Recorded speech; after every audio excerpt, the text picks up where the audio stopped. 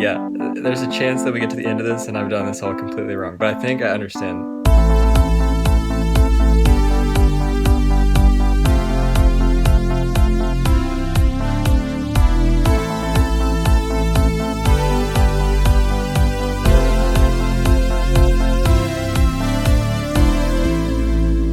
Hello, everybody, and welcome back to the Sipcast, the podcast where me and Samuel go over whatever we want to talk about. We're creatures of habit, and today is Tuesday. Last week we introduced a new segment called TV Time, and we're gonna carry on with that a little bit. I haven't been watching a ton of TV.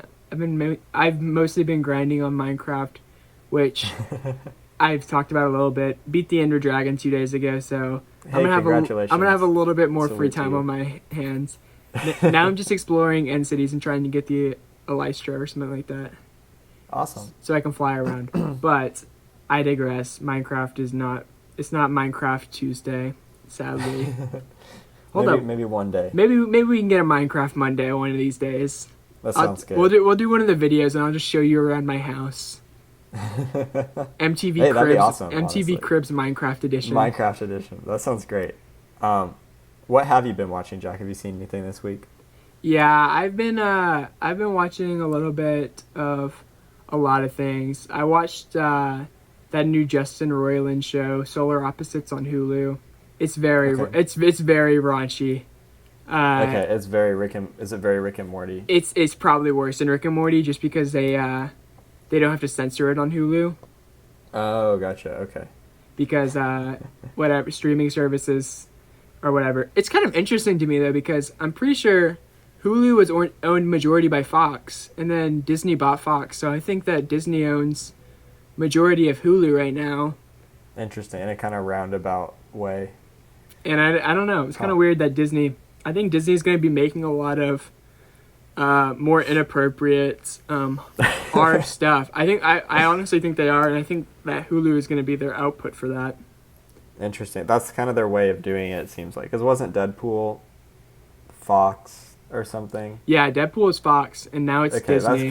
that kind of seems to be like their outlet of like, okay, if we want to do something kind of R-rated, we'll put it over here so people can't trace it back to us as well. Yeah, it's true. It's like it's in the Fox studio. We own the Fox studio, but we're letting they're like I guess kind of a part. I don't know. It's interesting. Yeah. Anyway, What happens in the Fox studio stays in the Fox studio. but yeah, what happens in Fox stays in Fox, except for Fox News. Fox News is its own thing. Disney did not want to buy Fox News, so they didn't. Okay, interesting. So Disney does not own Fox News. Is it similar, like old man and a boy going on space adventures? No. So it's more Okay. it's more centered around the Earth, but it is starring two aliens. Oh, interesting. Four Okay. aliens, I guess, because there's like two aliens and then they're replicas, which are like little versions of themselves. It's kind of interesting in like the way that there's that Rick and Morty episode, the Citadel of Ricks, you know, where like something completely different will happen that has nothing to do with Rick or Morty, you know? Yeah. Or is that a different episode? I don't know. No, yeah, there's that. That's an episode. There's the best episode in the whole series is kind of like that. I think it's called Terry and Corvo Steal a Bear. And it's kind of like in the same way that Rick and Morty episode has to do with them going to Atlantis. Like it's, so what happens is the two kids, one's like a psychopath and the other's like a girl that like wants to be popular and like wants to be a human pretty much. And the little boy's name is Yummy-Lack. And he's a shrink ray, and he like shrinks down humans and puts them in like an aquarium type thing. And it's like, Dang. yeah.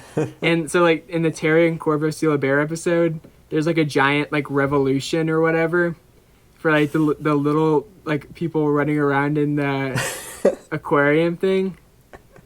And it's actually a really good episode. And like in the background you can kind of see like out of the aquarium things like there's like one part where like there's like a bear and it's like attacking them or whatever, but that has nothing to do with the whole story. Huh. The people in the aquarium is the best plot there is, and that episode just focuses completely on that. Actually, I think it has like a 9.7 stars on IMDb for that episode. Oh, really? Yeah, That's interesting. it's a good episode. I really enjoyed it. It's really funny. Is it a Justin Roiland does all the voices type deal again? I don't think so. Not in that episode. Andrew Daly plays the main guy in that episode.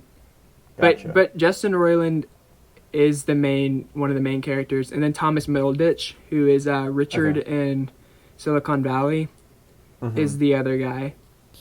Gotcha. It's entertaining. It is a lot more inappropriate than Rick and Morty, so it might not be worth a watch. Yeah. I don't like if I could go back in time. I don't know if I'd rewatch it. Gotcha. Well, I have a similar experience this week in like that. I don't know if I'm going to continue watching this, but I was watching some of Money Heist is the English name. It's a Spanish show. It's on Netflix.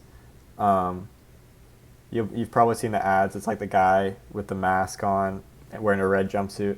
I think it's Casa de Papel in Spanish. I don't know. I've never taken a Spanish class in my life. Okay, Does that sound like something? When you first said it, though, I thought you were talking about the movie Tower Heist with Ben Stiller, Eddie Murphy, and Matthew Broderick, and Casey Affleck, and I was like, what? Why did you stop halfway through Tower Heist?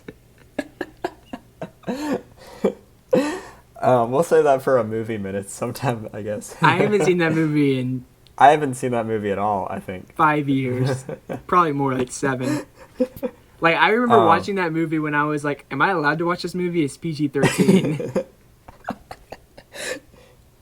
Yeah, well, that would have been a little crazier if I'd stopped halfway through that. But I got through season 1 of Money Heist. And I guess the general plot is like, it's all these thieves come together. They're all like assembled by this guy called the Professor. And he has this plan that they're going to break into the Royal Mint of Spain. And they're going to take a bunch of hostages. And they're going to print their own money. So they're going to print like 3 billion euros. And then leave. But their whole point is like, they don't want to kill anyone. They want like the people to eventually side with them, kind of a Robin Hood type thing. And I think the show just kind of wasn't for me ultimately.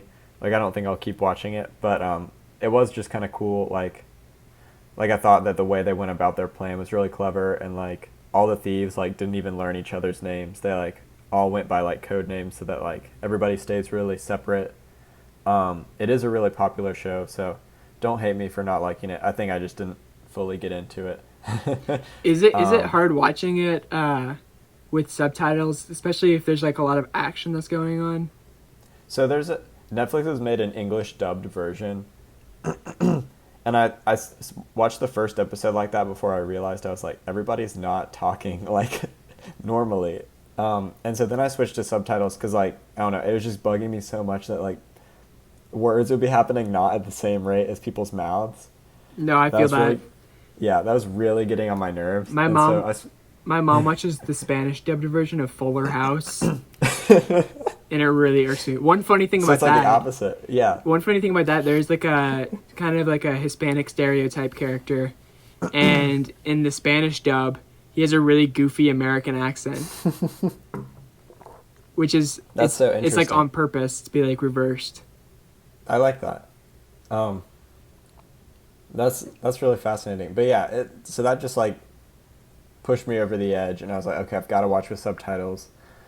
I feel like, yeah, maybe there's a little bit of like I'm missing the action from reading, but for the most part, I felt like I kept up pretty well.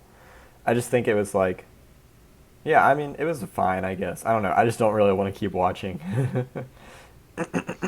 But yeah, it was pretty cool. I like the masks they all wear. I think that's really clever. And they like, essentially once they get in there, they've got like 40 something hostages, and they dress all of them up like the thieves too, with the mask and the jumpsuits, and they give all of them fake guns. So like, anytime like the police try and like capture them, they don't know who's a hostage and who's a real thief. And that was pretty clever. But yeah, it was just like, I don't know, probably not for me ultimately, but it was an interesting experience, and I know that a lot of people really like the show. So I guess that's my take this week. Not super positive takes. Yeah.